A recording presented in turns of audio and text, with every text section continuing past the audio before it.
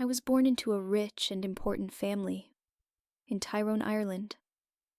I was the younger of 2 daughters, and we were the only children. My sister was 6 years older than me, so we didn't play much together when I was young, and I was only 12 years old when she got married. I remember the day of her wedding. Well, many people came, all of them laughing, singing, and happy. But I felt sad when my sister left, with her new husband, Mr. Carew. She was always very nice to me, nicer than my mother, and so I cried when she went away to her new home in Dublin. My mother and father didn't love me. They wanted sons, and were not very interested in me. About a year after my sister got married, a letter arrived from Mr. Carew. He said that my sister was ill, and that she wanted to come home to Tyrone and stay with us, to be with her family. I was sad that she was ill, but also very happy about her visit. They're leaving Dublin on Sunday, my father told me, and they're arriving here on Tuesday evening. Tuesday came, and it was a very long day. Hour after hour came and went, and I listened all the time for my sister and her husband. Now the sky was dark, and soon it was midnight, but I couldn't sleep. I listened and waited. Suddenly, at about 1 in the morning, I heard a noise far away. I ran out of my bedroom and down to the living room. They're here.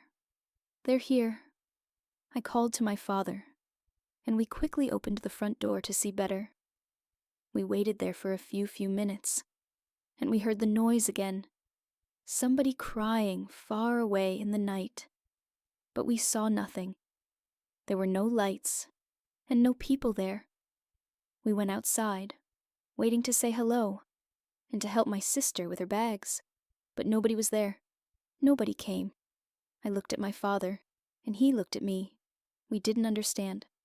I know I heard a noise. He said yes. I answered. I heard it too. Father, but where are they? We went back into the house, without another word. We were suddenly afraid. The next day, a man arrived and told us that my sister was dead. On Sunday. She felt very ill on Monday. She was worse. And on Tuesday, at about 1 in the morning, she died at the same time that we were outside the house, in the night waiting for her. I never forgot that night. For the next 2 years, I was very sad. You could say that I stopped living. I didn't want to do anything or speak to anyone. Mr. Carew soon married another young woman in Dublin, and I felt angry that he forgot my sister so quickly. I was now the only child of a rich and important family. So before I was 14 years old, men started to visit our home. They wanted to meet me, and perhaps to marry me. But I didn't like any of these men, and I thought I was too young to be married when I was 16. My mother took me to Dublin. Dublin is a big city.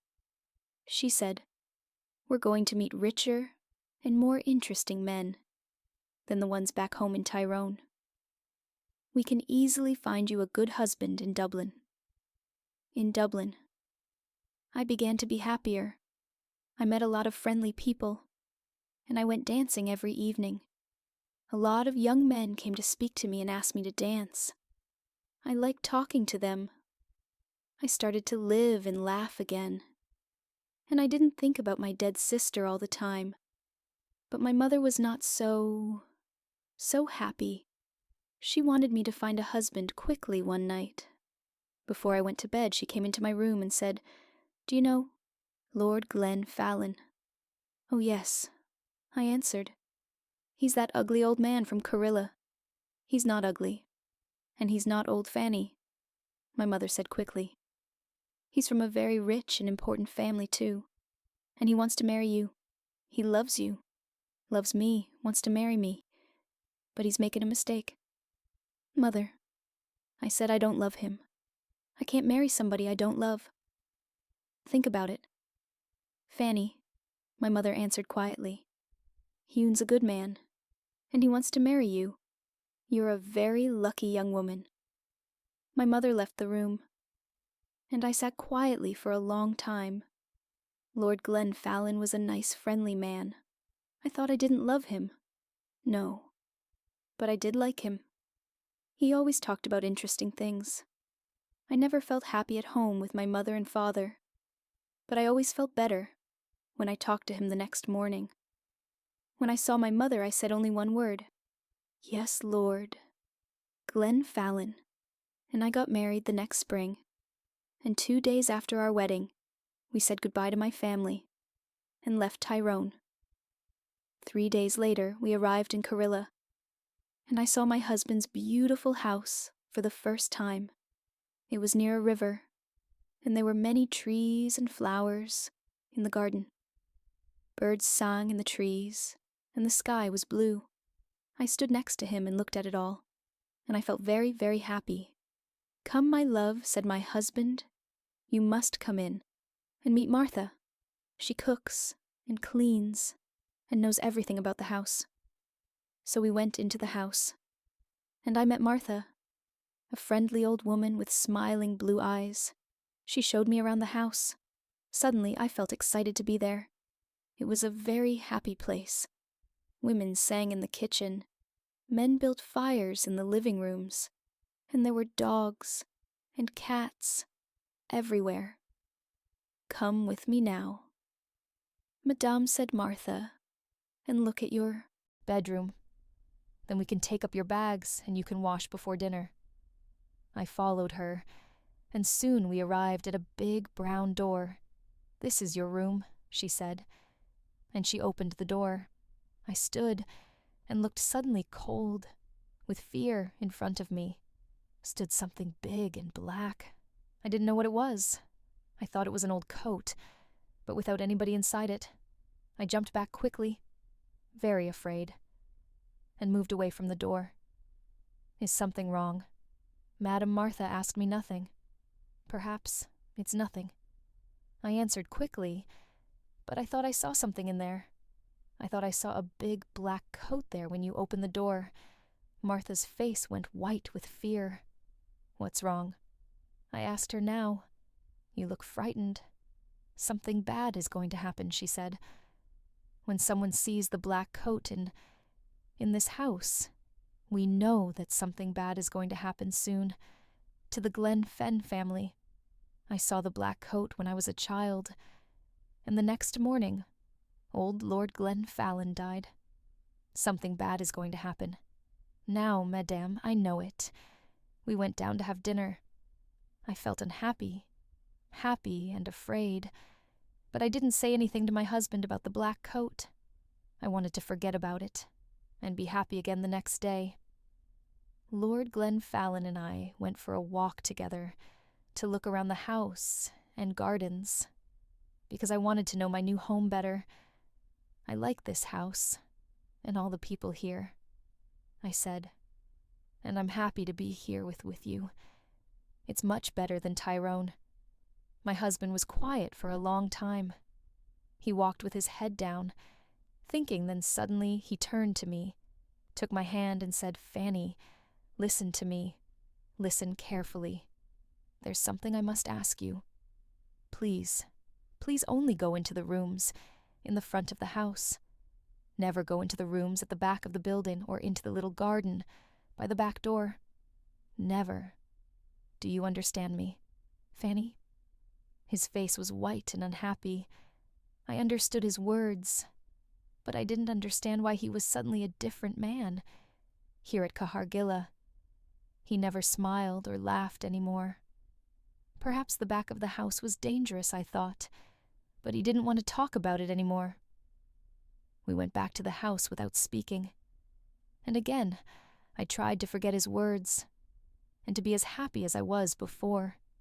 It was about a month later that I met the other woman. For the first time, one day, I wanted to go for a walk in the gardens. It was a beautiful day, and I ran up to my room after lunch to get my hat and coat. But when I opened the door of my room, there was a woman sitting near the fire. She was about 40 years old, and she wore a black coat. Her face was white, and when I looked closely, I saw that her eyes were white too. She was blind, madam. I said, "This is my room." "There is a mistake, your room." She answered, "A mistake? No, I don't think so. I don't think there's a mistake. Where is Lord Glenfallen? Down in the living room." I said, "But who are you, and why are you here in my room?" "Tell Lord Glennon that I want him," was all she said. "I must tell you that I am Lady Glenfallen, and I want you to leave my room." "Now," I said, "Lady Glenfallen, you are not." She cried and hit my face very hard. I cried out for help, and soon Lord Glennon arrived. I ran out of the room as he ran in, and I waited outside to listen at the door. I did not hear every word, but I knew that Lord Glenfallen was very angry, and the blind woman was very unhappy. When he came out, I asked him, "Who is that woman? And why is she in my bedroom?" But my husband didn't answer me again. His face was white with fear. His only words were, "Forget her." But I did not forget her, and every day it was more and more difficult to talk to my husband. He was always quiet. Now, always sad and afraid. He sat for hours looking into the fire with his unhappy eyes, but I didn't know why, and he didn't want to tell me. One morning after breakfast, Lord Glenfallen suddenly said, "I have the answer. We must go away to another country, to France or Spain perhaps. What do you think, Fanny?" He didn't wait for my answer, but left the room very quickly. I sat and thought for a long time. Why must we leave Cahergilla? I didn't understand, and I didn't want to go too far away from my mother and father in Tyrone. They were old now, and my father was sometimes ill. They didn't love me very much, but I wanted to be near them. I thought about it all day, and I didn't know what to say to my husband. When he arrived back in the evening and came in to dinner, I said nothing after dinner. I was very tired, and I went up to my bedroom early. I wanted to have a good night's sleep and think about it all again. The next day, I closed my eyes and went to sleep. But I did not sleep well because I dreamed of the black coat. Suddenly I woke up. Everything was dark and very quiet, but somebody was at the end of my bed. There was a hand with a light, and behind the light was the blind woman. She had a knife in her other hand. I tried to get out of bed and run to the door, but she stopped me. "If you want to live, don't move," she said.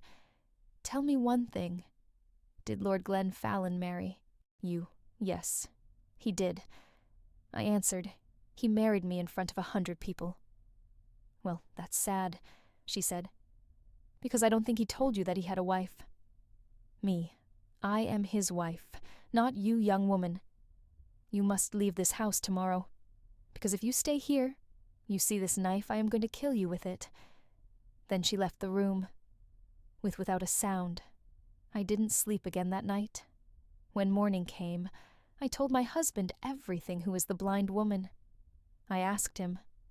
"She told me last night that she is your wife, that I am not your wife. Did you go into the rooms at the back of the house?" Asked my husband angrily.